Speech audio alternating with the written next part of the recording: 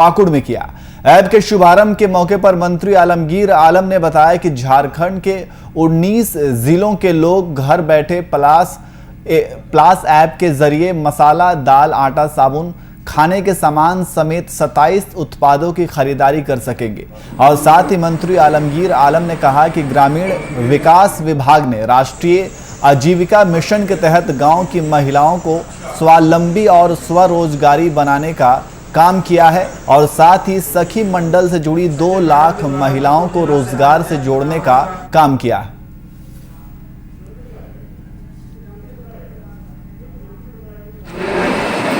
एक अलग smart app का हम लोग लॉन्च किए। हम लोग विगत 2020 में अक्टूबर नवंबर महीना में माननीय मुख्यमंत्री का कार्यक्रमों में ग्रामीण विकास इसको लॉन्च किया ताकि ग्रामीण क्षेत्र के लोगों को रोजगार मिले, ग्रामीण क्षेत्र के लोग स्वावलंबी बने और उनका परवरिश उसके बच्चे का, उसके घर का बेहतर कैसे हो, उसका जीवन स्तर कैसे बेहतर हो, इस सोच विचार के साथ।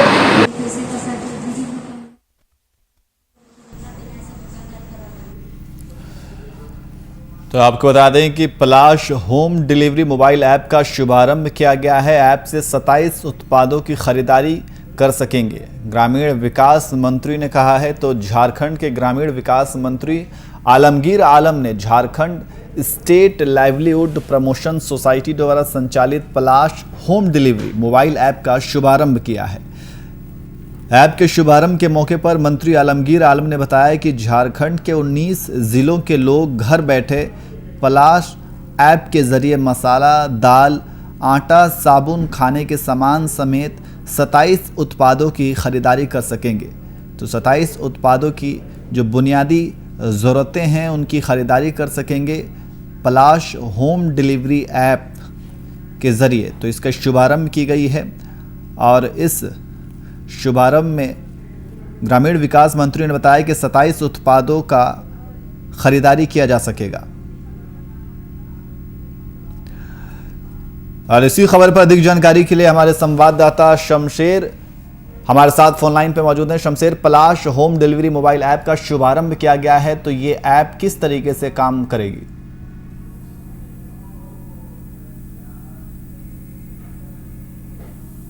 किया गया आज समानालय सभागार से, जहां उद्घाटन के दौरान दिनेश वीएम मरांडी, उपायुक्त कुलदीप चौधरी, एसपी महिलाल मंडल जी, इनका शुरुआत ग्रामीण विकास मंत्री आलम जी के नेतृत्व में किया गया है।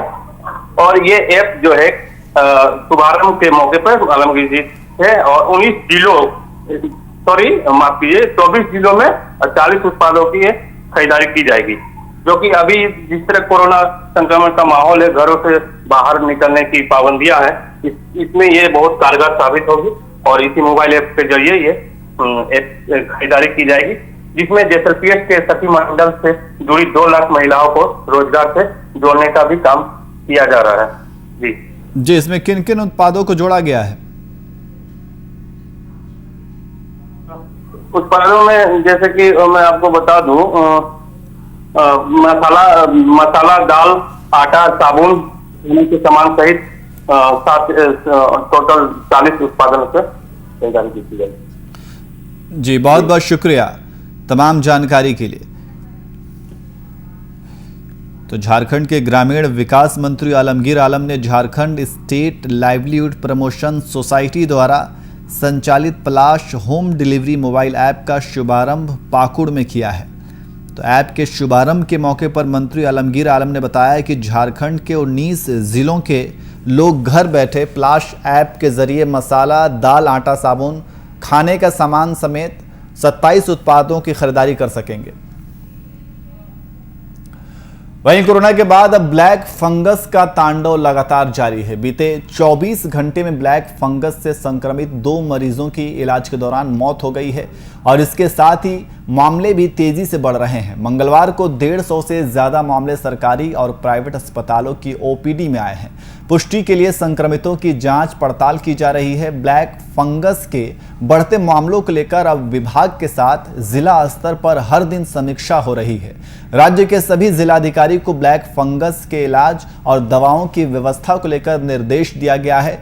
मंगलवार को दवा को लेकर कई जिलों में छापेमारी भी की गई, जिसके लिए डीएम ने विशेष टास्क फोर्स लगाई थी। भागलपुर में तो खुद डीएम ने टीम के साथ छापेमारी की और दवा की दुकानों की पूरी पड़ताल की।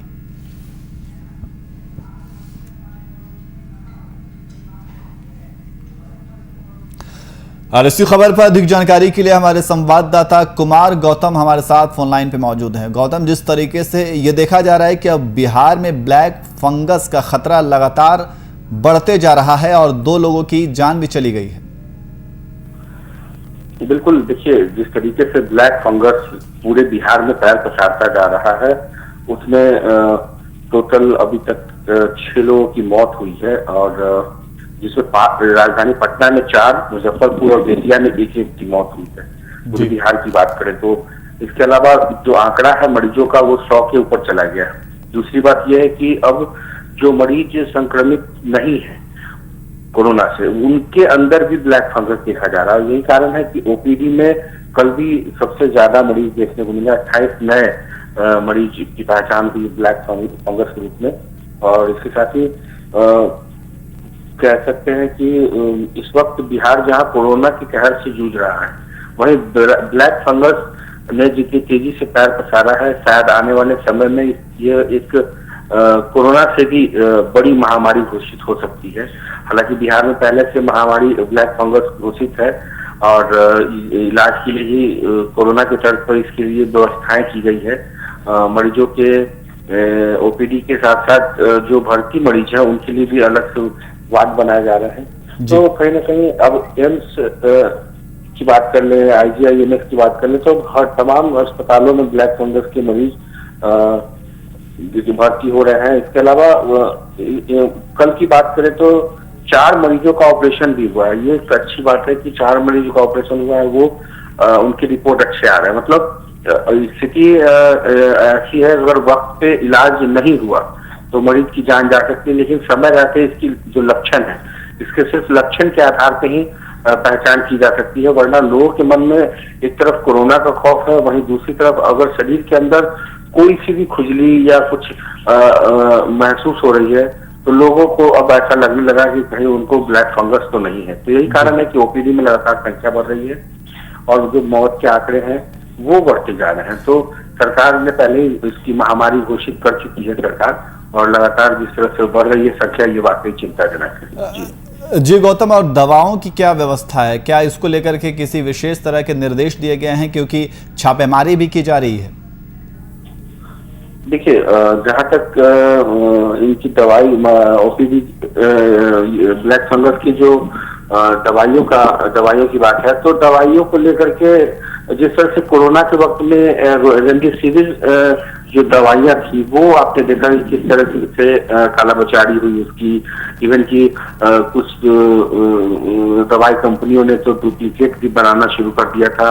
सरकार की जब नींद खुली और जिला प्रशासन ने जब इसकी सघन जांच की, छापेमारी की, तब जाके ऐसी चीजों से बचा जा सकता है। तो अभी ब्लैक फंगस को लेकर के लोगों के अंदर जो बेचैनी है, वो बेचैनी जिनके अंदर वो बेचैनी मरीज नहीं भी है, वो भी ऐसी दवाइयों को खरीद रहे हैं, जिसकी वजह से ये कालाबाजारी की खबरें आ रही हैं। और दवा के जो स्टॉक्स हैं या दवा के जो दुकानें हैं, वहां पर यदि डॉक्टर के प्रेस्क्रिप्शन के आधार पर यदि दवाइयां दी जाए तो शायद इस कालाबाजारी पे रोक लग सकता है। लेकिन कोरोना जैसी स्थिति देखने को मिल रही है कि जहां पर किसी सोशल मीडिया के जरिए किसी अगर दवाई की जानकारी मिल जाती है तो अमूमन लोग दवाइयां वो खरीद लेते हैं, जिसकी वजह से दवा की कालाबाजारी शुरू हो जाती है। और ये अच्छी बात नहीं है।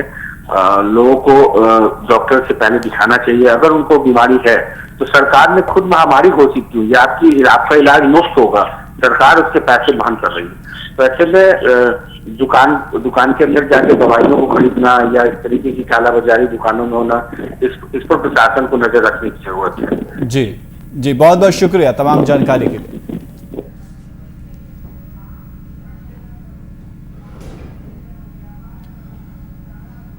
वहीं झारखंड सरकार ने स्वास्थ्य सुरक्षा सप्ताह को 3 जून सुबह 6 बजे तक बढ़ा दिया है। इस बार बंदिशों में कुछ छूट दी गई है।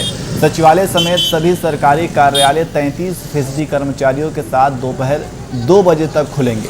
संयुक्त सचिव और उससे ऊपर के सभी अधिकारियों का कार्यालय आना अनिवार्य होगा। सरकार ने ई पास से कुछ लोगों को छूट भी दी है।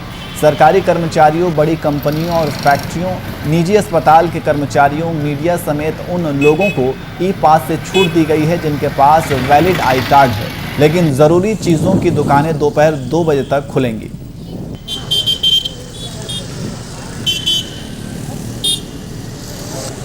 तो झारखंड में 3 जून तक लॉकडाउन जारी रहेगा। आपदा प्रबंधन की बैठक में यह निर्णय लिया गया है। सरकारी कर्मियों को ई पास से छूट दी जाएगी। ये अहम निर्णय बैठक में ली गई है और कुछ मामलों में राज्य सरकार की तरफ से छूट भी दी गई है। तो झारखंड में लगातार कोरोना के मामलों में भी कमी देखी जा रही है। और आपको बता दें कि झारखंड सरकार ने स्वास्थ्य सुरक्षा सप्ताह को 3 जून सुबह 6 बजे तक बढ़ा दिया है। इस बार बंदिशों में कुछ छूट दी गई है। सचिवालय समेत सभी सरकारी कार्यालय 33% कर्मचारियों के साथ दोपहर 2 बजे तक खुलेंगे और संयुक्त सचिव उससे ऊपर के सभी अधिकारियों का कार्यालय आना अनिवार्य होगा। सरकार ने ई पास से कुछ लोगों को छूट दी है और सरकारी कर्मचारियों, बड़ी कंपनियों और फैक्ट्रियों, निजी अस्पतालों के कर्मचारियों, मीडिया समेत उन लोगों को ई पास से छूट दी गई है। ये बिना ई पास के अपने ऑफिस जा सकेंगे, अपने काम पर जा सकेंगे। जिनके पास भी वैलिड आई कार्ड है वो बिना ई पास के भी जा सकते हैं, लेकिन ज़रूरी चीज़ों की दुकानें दोपहर 2 बजे तक ही खुलेंगी। ये राज्य सरकार का निर्देश है। तो झारखंड में 3 जून तक लॉकडाउन जारी रहेगा। ये अहम बैठक में फैसला लिया गया है। आपदा प्रबंधक की बैठक में यह निर्णय लिया गया है। सरकारी कर्मियों को ई पास से छूट दी जाएगी और इसके साथ साथ मीडिया समेत उन तमाम लोगों को ई पास से छूट दी जाएगी।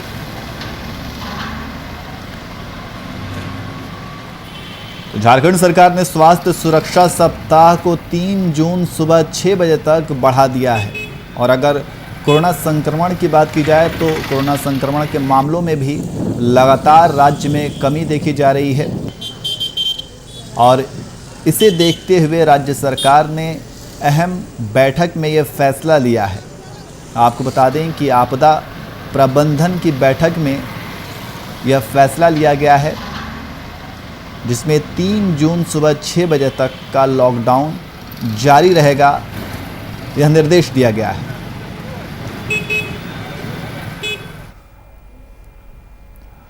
वहीं कोरोना संक्रमण की चपेट में आए मुंगेर के एक परिवार के सभी 5 सदस्य 14 दिन के भीतर पूरी तरह ठीक हो गए। इतना ही नहीं, इस दौरान परिवार के एक सदस्य शंभू ने एक अनजान की जान बचाने के लिए प्लाज्मा भी डोनेट किया, जिसके बाद ये परिवार दूसरों के लिए मिसाल बन गया है।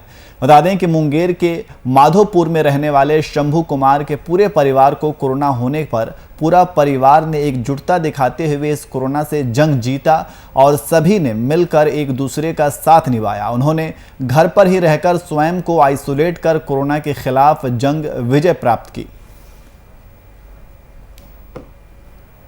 सबको लेके पहले तो जितने नेगेटिव लोग थे उनसे उन लोगों को अलग करके और मतलब पटना में हमारा साधन था तो पटना हम वहाँ मतलब कि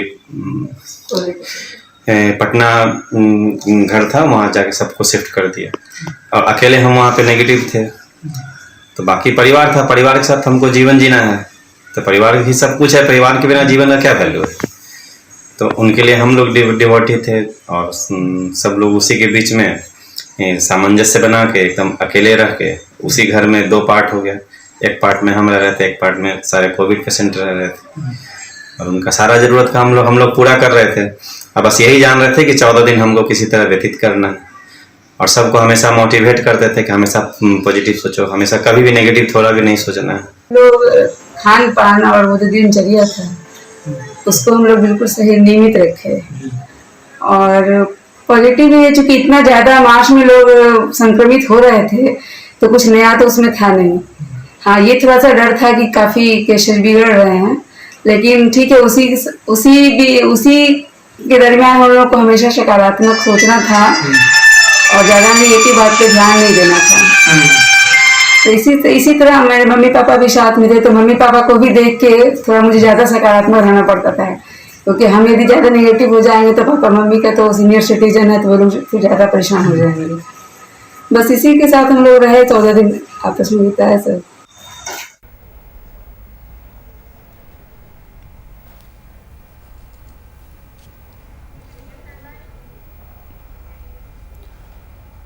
वहीं पिछले दिनों हुई बारिश ने उत्तर प्रदेश सरकार के महत्वाकांक्षी पूर्वांचल एक्सप्रेस के निर्माण की पोल खोल दी है। हाल ये रहा कि इस बारिश के कारण अंडरपास की बीम दरक गई है, तो वहीं अंडरपास की रेलिंग और फुटपाथ की मिट्टी भी बह गई है। इतना ही नहीं, निर्माणाधीन हाईवे पर कई मीटर सड़क भी बह गई है। बिन मौसम हुई इस बारिश के कारण हुए नुकसान से अधिकारी जहां सकते में हैं, वहीं निर्माण कार्य की गुणवत्ता पर भी सवाल उठने लगे हैं। जबकि सूबे के मुख्यमंत्री योगी आदित्यनाथ और अपर सचिव गृह अवनीश अवस्थी समय समय पर इसका निरीक्षण करते आते रहते हैं। बताते चले कि लखनऊ से गाजीपुर तक पूर्वांचल एक्सप्रेस का निर्माण कार्य चल रहा है। इसी वर्ष से इसे शुरू करने की योजना भी है, लेकिन 2 दिनों तक लगातार हुई इस बारिश ने इस पूर्वांचल एक्सप्रेस वे के निर्माण कार्य और गुणवत्ता की पोल खोल दी है। देखिए, पूर्वांचल एक्सप्रेस वे की परिकल्पना समाजवादी पार्टी के मुख्यमंत्री माननीय अखिलेश यादव जी की थी और उसके पहले हम लोगों ने आगरा एक्सप्रेस वे बना करके दिया था, जिसका गुणवत्ता आप सारे लोग पूरा प्रदेश जानता है। लेकिन ये जब से उत्तर प्रदेश में भाजपा की सरकार आई है, इसने जनता की गाढ़ी कमाई का बंदरबांट करने का काम किया है। ऊपर से अपने को ईमानदार बनने का पाखंड करने वाली पार्टी, इसके मंत्रियों ने, इसके नेताओं ने, इसके अधिकारियों ने भारी मात्रा में धन का घपला किया है और माननीय मुख्यमंत्री जी ने आने वाले चुनाव को देखते हुए जल्दी काम को पूरा करने के लिए अधिकारियों पे इस तरीके का दबाव डाला है, जिसकी वजह से इस एक्सप्रेसवे की गुणवत्ता जो मानक है उनसे काफी नीचे है।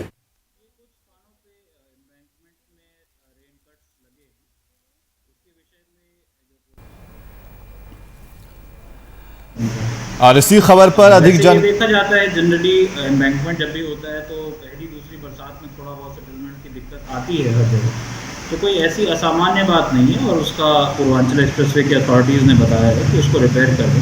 उन्होंने आश्वस्त किया है कि मतलब ये जब फॉर पैसेंजर और फॉर जनरल पब्लिक जब तक खोला जाएगा तब तक सारे स्टैंडर्ड्स को पूरा करेंगे। और इसी खबर पर अधिक जानकारी के लिए हमारे संवाददाता दिनेश श्रीवास्तव हमारे साथ फोनलाइन पर मौजूद हैं। दिनेश, जिस तरीके से देखा जा रहा है कि बारिश ने पूर्वांचल एक्सप्रेस की पोल खोल दी है, क्या कुछ जानकारी है? आयात खान जी, मैं ये बताना चाहता हूं कि अभी 3 दिन पहले 2 दिन बारिश हुई थी, उसमें रोड ये पूर्वांचल एक्सप्रेस कई जगह पे क्रैक हो गया और बह भी गया, जिसमें निगरानी हमेशा गृह सचिव अवनीश अवस्थी रखते हैं, पूरे मॉनिटरिंग करते हैं इस रोड के, क्योंकि ये लखनऊ से गाजीपुर तक ये हाईवे बन रहा है और काफी लंबे मात्रा इसमें हवाई जहाज भी उतरने के और फाइटर प्लेन का भी गुणवत्ता माना जा रहा था, लेकिन ये पहली बरसात में क्रैक होने से बड़ा मामला देखा जा रहा है। जी बिल्कुल, तो जिस तरीके से गुणवत्ता पर भी सवाल खड़े किए जा रहे हैं, तो इसको लेकर के जो संबंधित विभाग है उससे क्या इस गुणवत्ता के बारे में पूछा गया कि ऐसी गुणवत्ता क्यों इस्तेमाल की गई जो एक ही बारिश में पूरे हाईवे की पोल खोल दी? जब इस मामले में जिलाधिकारी रवीश जी से बात की गई तो उन्होंने कहा कि अक्सर बड़े निर्माण में ऐसी चूकें होती है, तो जब तक ये रोड हैंडओवर होगा तब तक इसमें निर्माण सही करा लिया जाएगा। जी, बहुत बहुत शुक्रिया तमाम जानकारी के लिए।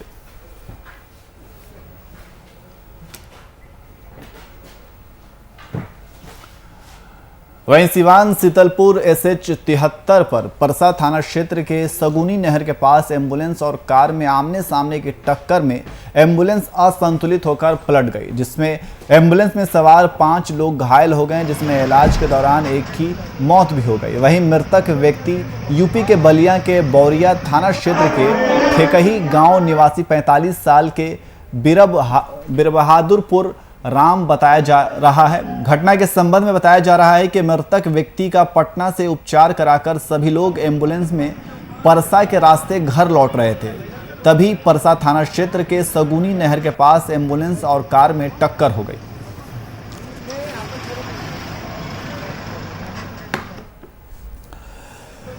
तो सिवान सीतलपुर SH 73 पर परसा थाना क्षेत्र के सगुनी नहर के पास एम्बुलेंस और कार में आमने सामने टक्कर हो गई। आप तस्वीरों में देख सकते हैं कि ये इस टक्कर में कई लोग घायल हुए हैं और एक की मौत भी हो गई है।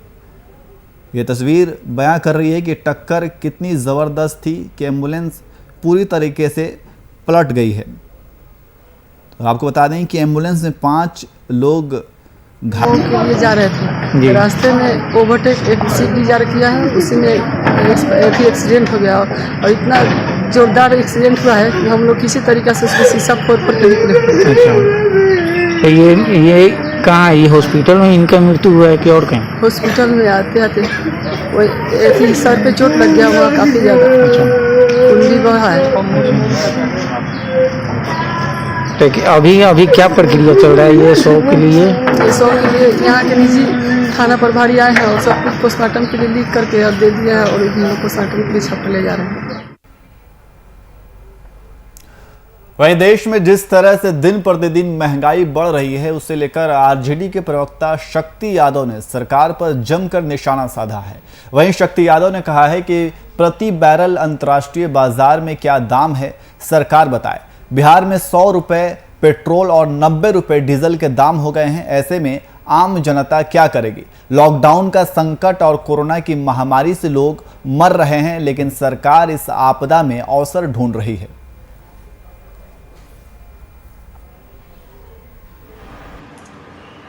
कोरोना संक्रमण की भयावह स्थिति के बीच महंगाई सर चढ़ के बोल रहा है। किचन पर इतना दबाव बढ़ गया, खाद्य पदार्थों की काला बाजारी, बढ़ती कीमत, रसोई गैस तो पहले ही दबाव बना चुका है किचन पर, कड़वा तेल 200 रुपये किलो। अब अंत में अब देखिए क्या हाल हो गया कि डीजल जो है 90 रुपये लीटर हो गया, 100 रुपये चुकाने पड़ रहे हैं पेट्रोल के लिए। देश कहां जा रहा है?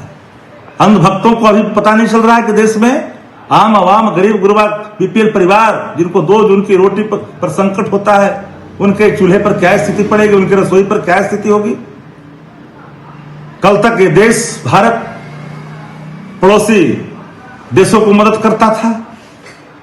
आज छोटे छोटे देश जो भारत पर आस लगाए बैठते थे, आज आपको मदद कर रहा है। इससे बड़ा दुर्भाग्य इस देश के लिए क्या हो सकता? फिलहाल बुलेटिन में इतना ही। देश और दुनिया की तमाम खबरों के लिए देखते रहिए VIP न्यूज। नमस्कार।